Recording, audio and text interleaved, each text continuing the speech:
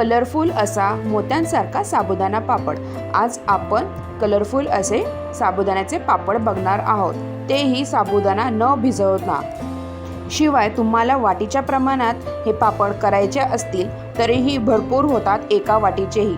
मी इथे पळी पापडही केलेले आहेत। अगदी पातळ असे हे साबुदाणा पळी पापडही होतात बनवून, आणि छोटे छोटेही मोत्यांसारखे पापड मी इथे केलेले आहेत रंगीबिरंगी।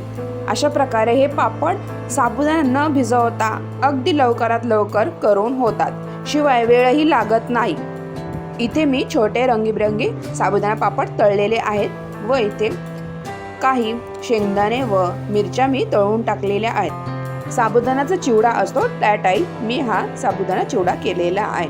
मस्त खायला लागतात व खुसखुशीत असे हे पापड झालेले आहेत। चला तर मग रेसिपीला सुरुवात करूया। मी इथे छोटे पातेले एवढे साबुदाणा घेतलेला आहे। आता हा साबुदाणा तुम्ही उन्हात वाळवला तरीही चालेल, पण मी इथे हा साबुदाणा थोडासा भाजून घेणार आहे 5-10 मिनिटं। हा साबुदाणा चांगला भाजला की आपल्याला मिक्सरमधनं चांगला बारीक करता येईल, त्यामुळे आपल्याला हा साबुदाणा भाजून घ्यायचा आहे चांगला। तुम्ही जर उन्हात वाळवला तरी चालेल साबुदाणा हा। आता छानपैकी मी हा साबुदाणा भाजून घेणार आहे। आता हा साबुदाणा 5-10 मिनिटं चांगला गरम व भाजून निघाल्यानंतर गार झाल्यानंतर आपल्याला मिक्सरच्या भांड्यात बारीक करून घ्यायचा आहे। आता हा साबुदाणा चांगला भाजला गेलेला आहे। आता मी हा साईडला असाच ठेवणार आहे व गार करून घेणार आहे। गार झाल्यानंतर मी हे मिक्सरच्या भांड्यामधनं अशा प्रकारे बारीक करून घेतलेला आहे। तुम्ही इथे बघू शकता एकदम बारीकही नाही, थोडेसे दाणे साबुदाण्याचे असे रवा राहिला तरीही चालतो। आता एक मोठे असे पातेले घेतलेले आहे व त्या पातेल्यात आपल्याला मोजूनच ज्या भांड्याने मी साबुदाणा घेतला होता त्याच भांड्याने आता आपण हे साबुदाणा बारीक करून घेतलेला आहे तो टाकायचा आहे व त्याच भांड्याच्या प्रमाणात आपण इथे पाणी टाकणार आहोत। आता प्रथम मी इथे तेवढे 1 भांडे एवढे मी पाणी टाकणार आहे व चांगला पाण्यामध्ये हा साबुदाणा चांगला मिक्स करून घेणार आहे। तर गुठळे राहता कामा नये, त्यामुळे आपल्याला इथे पाणी आधी टाकून घ्यायचे आहे। अशा प्रकारे मी पाणी 1 भांडे टाकल्यानंतर चांगला मिक्स करून घेणार आहे। तुम्ही इथे बघू शकता चांगलं असे आपल्याला इथे गुठळे अजिबात राहता कामा नये। अजून 1 भांडे मी इथे पाणी टाकत आहे। अशा प्रकारे 2 भांडे इथे पाणी आपले तर टाकून झालेले आहे। तर इथे आपल्याला हे 1 भांडे साबुदाणा दिसतोय, पण आपल्याला शिजवताना हा खूप होतो, त्यामुळे भांडं घेताना मोठे घ्या। जर तुम्ही वाटीच्या प्रमाणात घेतलेले असेल तरीही चालेल, त्याच वाटीच्या प्रमाणात तुम्हीही पाणी घ्या। तर चांगले मिक्स करून घेणार आहे। आपल्याला इथे साबुदाण्याच्या अजिबात गुठळ्या होऊन द्यायच्या नाहीत। तर चमच्याने मी हे सगळ्या गुठळ्या फोडून घेणार आहे। तर घट्टसर असं हे आपले मिश्रण झालेले आहे साबुदाण्याचे। छान मिक्स झालेला आहे। जर तुम्ही चॅनलवर नवीन असाल तर प्लीज चॅनलला सबस्क्राईब करा व बेल आयकॉनवर क्लिक करायला विसरू नका, जेणेकरून तुम्हाला माझ्या चॅनलवर अशाच नवीन नवीन रेसिपीज बघायला भेटतील व व्हिडिओला लाईक अवश्य करत जा। आता इथे 2 भांडे पाणी आपले टाकून झालेले आहे। आता मी अजून 1 भांडे भरून पाणी इथे टाकणार आहे व चांगले मिक्स करून घेणार आहे। आता एकूण आपले 3 भांडे इथे पाणी टाकून झालेले आहे। छानपैकी आता मिक्स करून घेणार आहे व मिक्स झाल्यानंतर आपल्याला हे भांडे गॅसवर ठेवायचे आहे व हा साबुदाणा आपल्याला शिजवून घ्यायचा आहे। आता इथे आपण साबुदाणा बारीक केलेला आहे, त्यामुळे आपला साबुदाणा हा लगेच शिजणार आहे।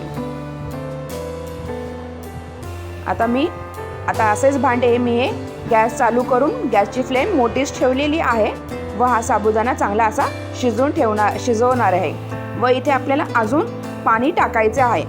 आता इथे आपले एकूण 3 भांडे एवढे पाणी टाकून झालेले आहे। आता हे पातेलेही कमी पडणार आहे, त्यामुळे मी अजून थोडेसे मोठे पातेले घेणार आहे, कारण का शिजल्यानंतर व पाणीही आपण इथे एकूण 7 ते 8 पातेले एवढे मी पाणी टाकणार आहे, त्यामुळे मोठं भांडं लागणार आहे। त्यामुळे हे पातेले हे मिश्रण जे आहे ते मी दुसऱ्या पातेल्यात, मोठ्या पातेल्यात ट्रान्सफर करणार आहे. आता अजून एक भांडे मी पाणी टाकलेले आहे. टोटल 4 भांडी इथे पाणी टाकून झालेले आहे आतापर्यंत. आता छान मोठ्याच फ्लेममध्ये मी हे शिजून देणार आहे व अजून एक भांडे. अशा प्रकारे आपल्याला एकूण 8 पट एवढे पाणी टाकायचे आहे. म्हणजे तुम्ही जर 1 वाटी एवढे साबुदाणा घेतला तर तुम्हाला त्याचे 8 पट एवढं पाणी टाकायचं आहे. तर छानपैकी आपल्याला मोठ्याच फ्लेमवर मी हा साबुदाणा चांगला शिजवून देणार आहे. आता तुम्ही इथे बघू शकता हळूहळू जे आपण साबुदाण्याचे बारीक मिश्रण केले होते त्याला थोडासा ट्रान्सपरंट असा व्हायला लागलेला आहे हा साबुदाणा व घट्टसर असा झालेला आहे. आता मला इथे अजून एक पातेलं टाकायचं आहे, त्यामुळे मी हे मोठ्या अशा पातेल्यात हे मिश्रण ट्रान्सफर करणार आहे. त्यामुळे तुम्ही भांडं घेताना मोठेच घ्या. छानपैकी आता घट्टसर असं हे मिश्रण आपले व्हायला लागलेले आहे व ट्रान्सपरंटही साबुदाणा व्हायला लागलेला आहे. गॅसची फ्लेमही मी मोठीच ठेवलेली आहे. आपल्याला अधूनमधून हे असेच पळीने हलवत राहायचे आहे मिश्रणाला. तर मोठ्या अशा भांड्यात मी हे ट्रान्सफर केलेले आहे व इथे अजून 1 पातेले एवढे मी पाणी टाकणार आहे. अशा प्रकारे मी इथे 7 ते 8 पातेले एवढी पाणी टाकलेले ॲड केलेले आहे.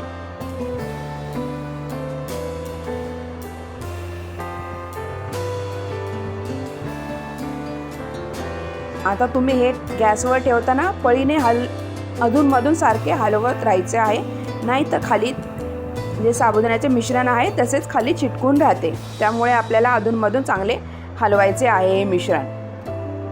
आता मी इथे पाणी टाकत आहे अजून एक भांडे.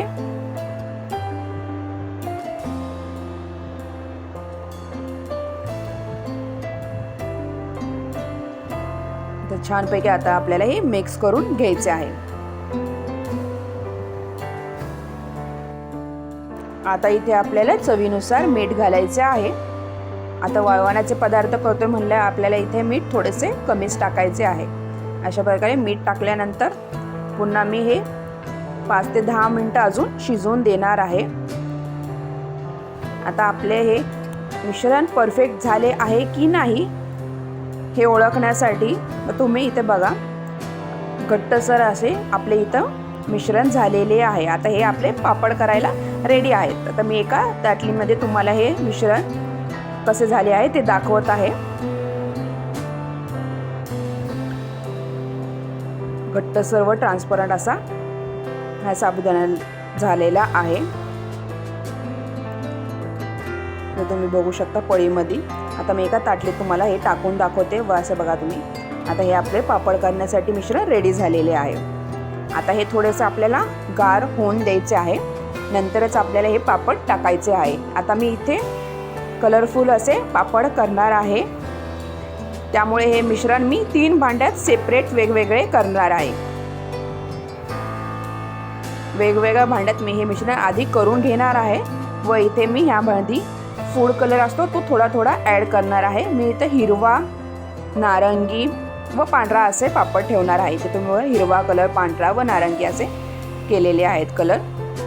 तर थोडेसे नॉर्मल झाल्यानंतर एका प्लास्टिकच्या पिशवीत तुम्ही इथे बघू शकता मुलांना दिलेली आहे. प्लास्टिकच्या पिशवीमध्ये हे मिश्रण टाकून व ते अशा प्रकारे हे सगळे पापड छोटे छोटे करून घेणार आहे. कसे मोत्यांसारखे हे पापड असे दिसत आहेत व मुलांनाही असं करायला काही ना काही आवडत असते. तसंच समर वेकेशनही लागलेले आहेत. तर सगळे कलरफुल असे पापड करून झाल्यानंतर काही मी पळी पापडही इथे टाकलेले आहे. पळीने हे पटापटा करून होतात झटपट असे हे पापड. छानपैकी आपले इथे पापड, मोती पापड असे साबुदाण्याचे रेडी झालेले आहेत. कलरफुल असे हिरवा, पांढरा, नारंगी असा कलर छानपैकी झालेला आहे. आता मी हे उन्हामध्ये चांगले कडकडीत उन्हामध्ये 2 ते 3 दिवस चांगले वाळून देणार आहे छानपैकी. आता पळीने पण मी पापड केलेले आहे, तुम्ही इथे बघू शकता। अशा प्रकारे तुम्हाला माझी ही रेसिपी कशी वाटली नक्की कमेंटद्वारे कळवा व माझ्या चॅनलला लाईक, शेअर आणि सबस्क्राईब करायला विसरू नका। पुन्हा भेटूया अशाच नवीन रेसिपी सोबत, तोपर्यंत बाय बाय।